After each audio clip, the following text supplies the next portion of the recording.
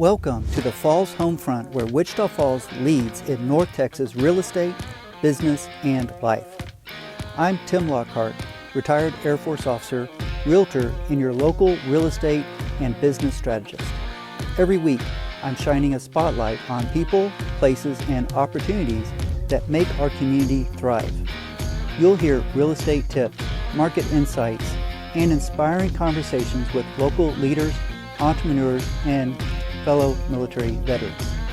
Whether you're a homeowner, investor, military family, or brand new to the area, you'll get the expert advice, community connections, and local insights you won't find anywhere else. Let's get started. Welcome to the Falls Homefront. I'm Tim Lockhart, and I appreciate you tuning in. We've got a great episode today, full of practical tips and local insights you won't want to miss. Today, I'm so excited to welcome our guest, Glenn Barham. Glenn Barham is the president and CEO of the Sheppard Military Affairs Committee, or SMAC, where he advocates for Sheppard Air Force Base and strengthens military community partnerships in North Texas. A dedicated public servant, Glenn spent 32 years with the Wichita Falls Police Department before entering local government, serving as the City Councilor At-Large in 2007 and later as Mayor of Wichita Falls for 3 terms from 2010 to 2016. Beyond his leadership at SMAC, he remains deeply engaged in the community as chairman of the First United Methodist Church Trustees Foundation. He's a board member of the Wichita Wilbarger 911 District and former chairman of the North Texas Community Healthcare Center.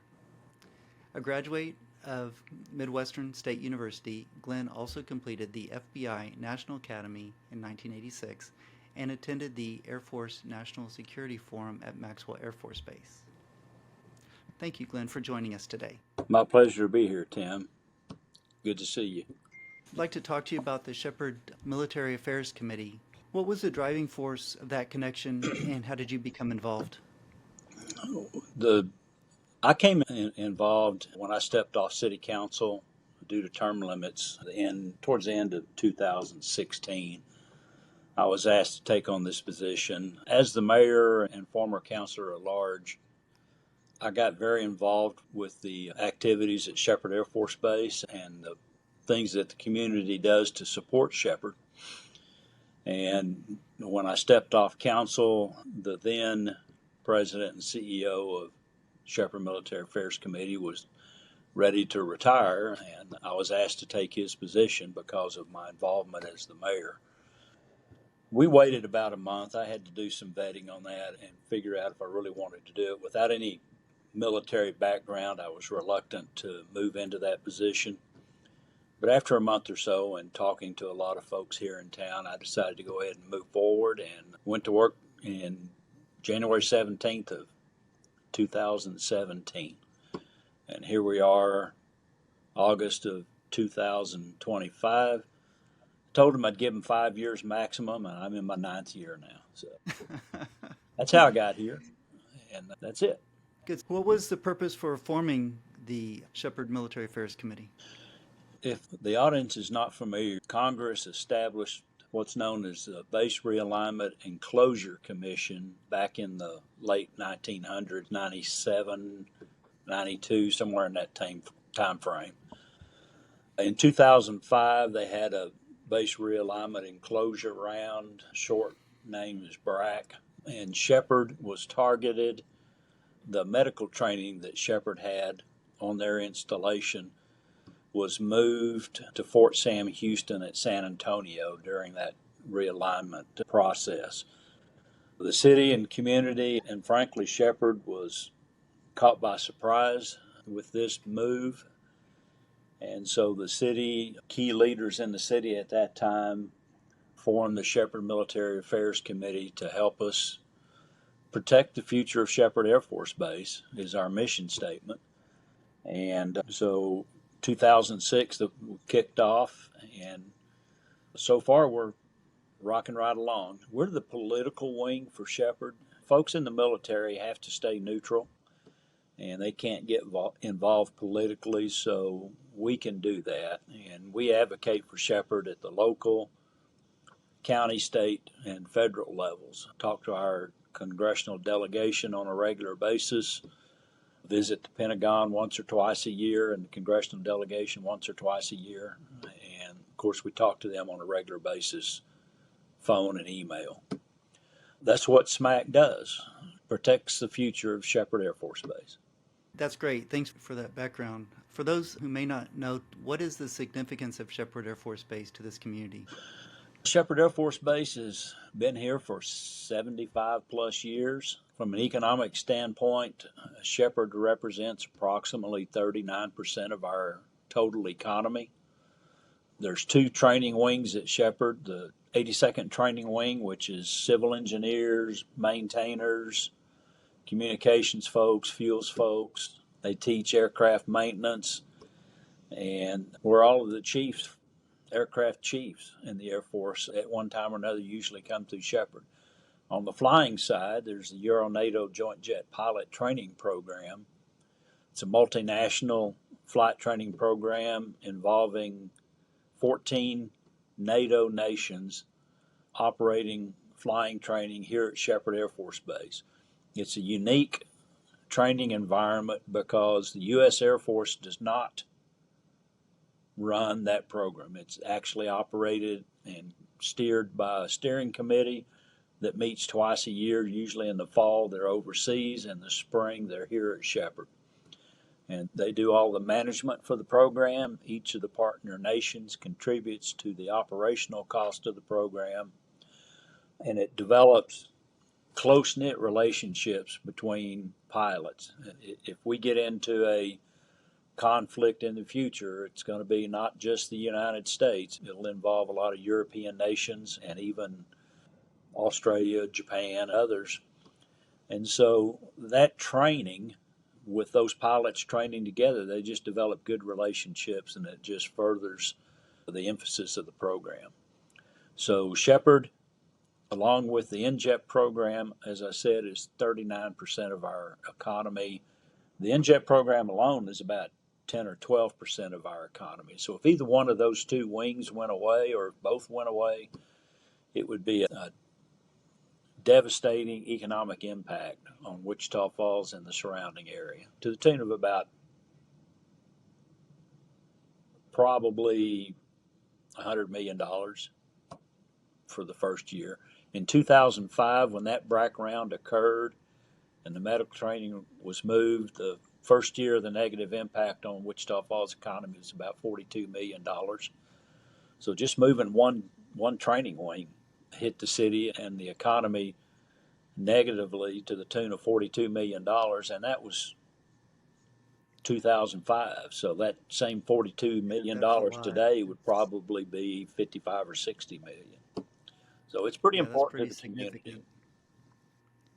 Yeah, it is. Yeah, and the NATO pilots add a real international culture to our community. They certainly do.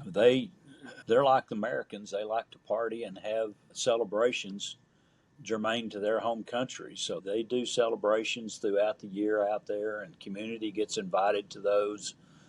The NJET program has country sponsors, local community members that sponsor one of the 14 nations. And anytime their pilots are in training, then that sponsor will indoctrinate those student pilots and those instructor pilots, for that matter, into the local community and bring them up to speed on what goes on in Texas and Wichita Falls. Yes. What's the importance of the new T7 training program? The T7 program actually began in 2003 when the Air Force realized that the then current trainer and today current trainer, the T-38, was getting outdated. Sheppard, I learned just yesterday that Sheppard Air Force Base is home of the very first T-38 that was used in pilot training anywhere in the United States. They're actually going to put a new unusual paint scheme on that aircraft here soon to recognize that honor. But the T-38's been around since the 60s. It's a 50-year-old platform. It's Right. third generation when it comes to electronics and things like that. The T-7 aircraft is being developed to replace the T-38. It will be fifth generation and even sixth generation development when that aircraft comes out. Right now, they're flight testing the aircraft out at Edwards Air Force Base in California. Hopefully, we'll start seeing those aircraft come out into the inventory of the different training bases towards the end of this decade, probably 2028, 2029 time frame. Sheppard will likely see that aircraft around 2034 in that time frame. It's a little frustrating because that aircraft has been in development since, like I said, since 2003. And here we are 22 years later, and it's finally getting flight tested. Everybody's looking forward to it. It's called the T-7 Red Hawk, and that's in honor of the Tuskegee Airmen that flew in World War II. So it's an aircraft that's sorely needed, not only by the United States, but the member nations. And hopefully we'll see that sooner rather than later, but I'm not getting my hopes up on that one. Things don't always go fast with the military. Certainly do not. No, you definitely have to have a long-term horizon on the goals and everything. One of the really frustrating things about that, you may have heard about the new B-21 bomber that's currently in development. That aircraft started development in 2012, and here it is in 2025, and they're already flight testing that aircraft. So they fast-tracked that. My argument is training aircraft, fifth and sixth generation aircraft, you got to train the new pilots to fly the B-21, the F-35, which are all fifth and sixth generation aircraft, and you're training them in third generation aircraft. So which has priority, that training aircraft to train the pilots or that operational aircraft to hopefully never have to drop the bombs? And on my perspective, I'm a little jaded because I'm here in Wichita Falls, which is where Sheppard is. I think that T-38 or T-7 deserves to be fast-tracked a little bit. And Right. But operational aircraft always get more money than training aircraft do. What about the other missions, the other schoolhouses at Sheppard? About half of the Air Force goes through Sheppard Air Force Base at one time or another in their career, don't they? That's true. On the training side, the 82nd Training Wing, as I mentioned earlier, they train all of the maintainers in the aircraft. They train the crew chiefs. They have environmental training. They have communications training, civil engineering training. They even have a basic ordnance disposal training, explosive ordnance disposal training at Sheppard. They train 60,000 students a year in all of their ancillary installations across the world. Sheppard is actually the main base for 15 different training facilities throughout the world. They all answer to Sheppard Air Force Base. And so 60,000 students go through their program on an annual basis. And over the life, if somebody joins the Air Force and spend their entire career in the Air Force, the likelihood of those folks coming to Sheppard at one time in their career is probably about 65%. 70% of those people will come through Sheppard. It's a huge installation. It's a very important installation. And it's vital to our local economy. So we do everything we can to support that base and to make sure we're not going to lose missions. And we work continuously to try to get new missions. And picked up a couple since the medical training went away. The explosive ordnance disposal basic course I mentioned came after the medical training left. Sheppard is now home to the largest non-commissioned officer academy in the Air Force. There's one other, Sheppard's is bigger, and they graduate students about every 5 months or every 6 months, and there's usually 30 or 40 students in that class each time.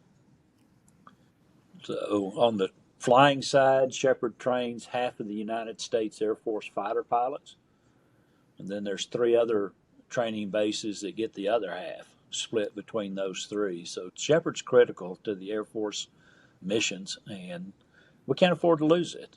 And I don't think that the Air Force in general can afford to lose it as well. Yeah. And then there's the permanent party, the instructors and the support staff. Actually, that's what brought me here to Wichita Falls. I was in the Air Force, and my last assignment was at the 366 Training Squadron to train the civil engineering career field. And we decided to stay here and to raise our family and build our business here in Wichita Falls after my tour was done and retired from the Air Force. Glad to have you here. Yeah, so there's lots of people that come and are introduced to Wichita Falls through Sheppard Air Force Base and choose to stay. That's true. There's about, I think the last time I saw the stats, there's 3,000 veterans live here in Wichita Falls that retired either out of any of the military installations. About 3,000 veterans live here in Wichita Falls that spent their entire career in the military. Yeah, it's a good community for that, and that says something about this community because people have lived all over the world. I was stationed in Germany and Iceland and San Antonio and Virginia and all over, and from all those locations chose Wichita Falls, and so there's a lot of people that do that as well. I think that says a lot about our community.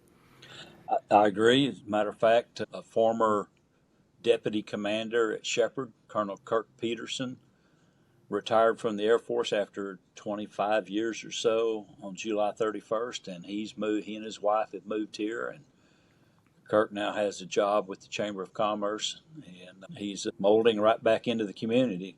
We're glad to have him back. Yeah, that's great. What is the Sheppard Military Affairs Committee working on right now? The T7 is pretty important to us. We've got to get our congressional delegation involved and try to get Sheppard moved up on the list as to when they acquire that aircraft. Right now, because Sheppard's training inventory is the largest in the Air Force, Sheppard has over 200 aircraft out there on the ramp. About 130, I think, T-38s, and then the rest in the T-6. So we're working to try to speed up the acquisition process and speed up the manufacturing process. We've got to get our state delegation, especially our senators, involved in that and try to speed that up. Sheppard is currently going to get that aircraft last out of the 4 undergraduate pilot training bases, but we're going to work to see if we can move that up to at least 3rd. And it makes sense because, as I mentioned earlier, with the Euro-NATO aspect of the training out here, those folks pay for their own aircraft, they pay for their fuel, they pay for their lodging, they pay for their everything that's involved in their training. And so it just makes sense because any future conflict is likely to be in Europe, that we get that aircraft here quickly so the NATO alliance can train up their pilots to the standards they need to have in order to fly the F-35, the F-22, soon to be the B-21. I don't know if any of the foreign nations will buy that aircraft or not, but they are buying the F-35 and the F-22. So it's critical. That's one of the things we're working on. Sheppard, for a lot of years, has needed a new Child Development Center, or CDC for short. For 15 years or so, Sheppard was up number 1 on the list for a new CDC. In 2022, we finally got the money allocated for that facility. They broke ground for the new CDC in January of 23, and 6 weeks later, when they started doing a lot of dirt work, they found asbestos in the dirt. The project stalled for almost 2 years because of that asbestos, waiting on the funding to mitigate that asbestos. And that funding finally came through with our consultants' help in the 25 NDAA.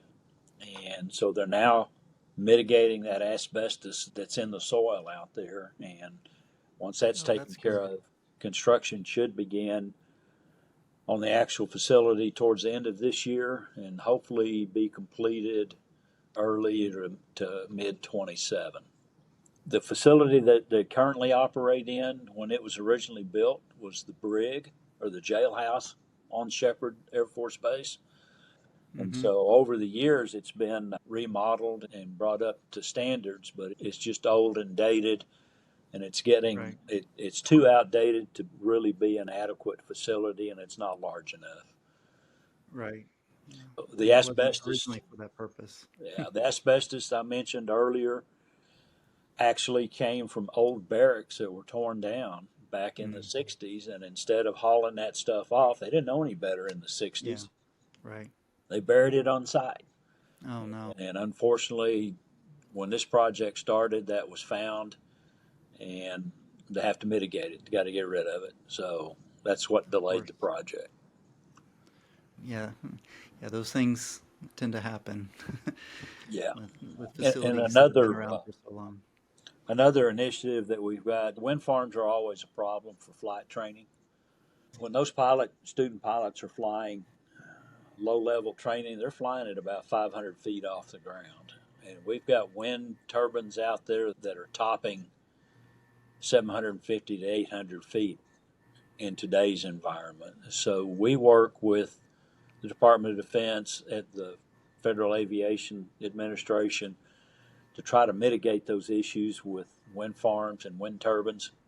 It's been a losing battle over the last several years, but with some things coming up in the future, we hope that we'll start edging ahead in that battle. It's just a matter of the developer sitting down with the Air Force and talking these things out. Flying training routes are about 10 miles wide, typically Right. 40 to 50 miles long.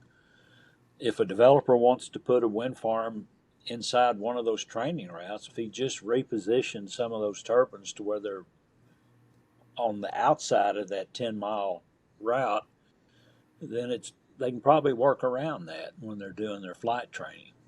But the problem has been getting the developers to cooperate. It's better than it was when I first started with SMAC, but it could be a lot better, a whole lot better. Good. What are some ways that people in the community can get involved and can help? There's a website that you have that they could go to. I wouldn't recommend looking at the website right now. It's No. outdated, and that's Is it? yeah. Sure, go look at it. It's smacntx.org. Yes. Take a look at it. Even though it's outdated, you can get some good information. Our new budget year starts October 1st, and then I've got money in the budget next year to do a total rebuild of that website. But there's good information there today. For people to get involved, we do a financial campaign drive every 3 years, and it's a 3-year pledge. We're ending up the current financial campaign drive at the end of this year, so we'll have another mail out drive. We'll probably do the mail out mid-December. That raises us about $100,000 to $120,000 a year for our operational budgets. And then the other funding comes from the city of Wichita Falls, from Wichita County, Iowa Park, and Burke-Burnett.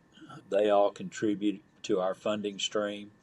By far the largest, of course, is Wichita Falls, but Burke-Burnett and Iowa Park, they both contribute to what we do, as well as Wichita County. And we couldn't do the job without them, frankly. Their funding is very crucial to our operations. We have to maintain a healthy reserve balance in case there is another BRAC round. We've got to be prepared and ready to take that Right. on should the Air Force or the Department of Defense announce another BRAC round. And so we keep our reserve balance relatively healthy. And we sponsor some other things during the year. We help Air Force, Sheppard in particular, with their Air Force Ball every September. We also help both wings when they have their award ceremonies. And then this will be the 3rd year, we've sponsored 2 buses to Globe Life Field in Arlington to go to Texas Rangers baseball game. Nice. 110 airmen and airmen in training, as well as enlisted folks. On September the 21st, we'll be going down to Globe Life Field in Arlington to watch the Rangers play the Mariners. Go Rangers. That sounds great. We'll see what happens. But so those are some of the things that we do for, I guess, a quality of life type issues that we help Sheppard with throughout the year. And when the visiting generals come in, doesn't matter if it's on the flying side or the training side, we try to host a community dinner for those folks when they're here. And typically we'll invite donors to that dinner, as well as our major funders, the 4A and Burke Burnett, and Iowa Park and the county. So that's some of the things we do outside of being the political arm for Sheppard. All right, that sounds great. Glenn, thanks again for being here. It was great having you on.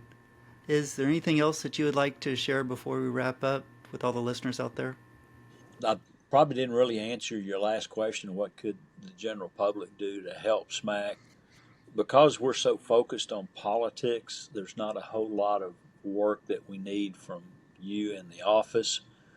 But when we do this financial campaign drive at the end of the year, we'll of course publicize that on our website, and I'll be talking on the probably social space. And I think Mac Tech Solutions has a FaceTime thing, that not FaceTime, but web-based interview program that they do. I'll be talking to those folks. Ask us for a packet. Go to our website and look at the email, send us your name and address, and we'll send you a packet. And we don't expect folks, we've got big donors that give us $5,000 to $10,000 a year for 3 years, but we've got a whole host of donors that give us $50 a year or $100 a year or even $10 a year. And every penny will go to help us protect the future of Sheppard Air Force Base. So that's the best way the public can help the Sheppard Military Affairs Committee. Okay, so that's great. So they can go to your website and then get information about how to donate there?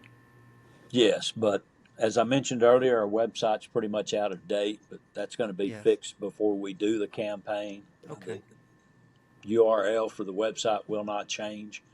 We're just going to take it offline for a while and update it and bring it up to today's standards as far as how that thing operates and the information there. But you can still go to it today and get our email address and get our mailing address, and just let us know and we'll send a packet for you. Okay, that's great. Could you tell us that website again? SMACntx.org. SMACntx.org. Yeah. All right, that's great. Okay. And to everyone listening, I hope you enjoyed that as much as I did. Hopefully you picked up a few great takeaways that you can use right here in Wichita Falls or wherever you are in North Texas. I appreciate you spending a little time to us today, and we'll see you next time on the Falls Home Front. Thank you, Tim. All right, thank you, Glenn. That wraps up another episode of the Falls Homefront. I trust today's conversation gave you some useful insight for your real estate journey and life here in North Texas. If you enjoyed it, follow the show so you never miss an episode, and subscribe on YouTube. And share it with a friend, neighbor, or fellow North Texan who might enjoy it too. For more resources, local insights, real estate tips, and how to connect with me, head over to timlockharthomes.com. Stay tuned for more stories, strategies, and connections that help you thrive in Wichita Falls and beyond.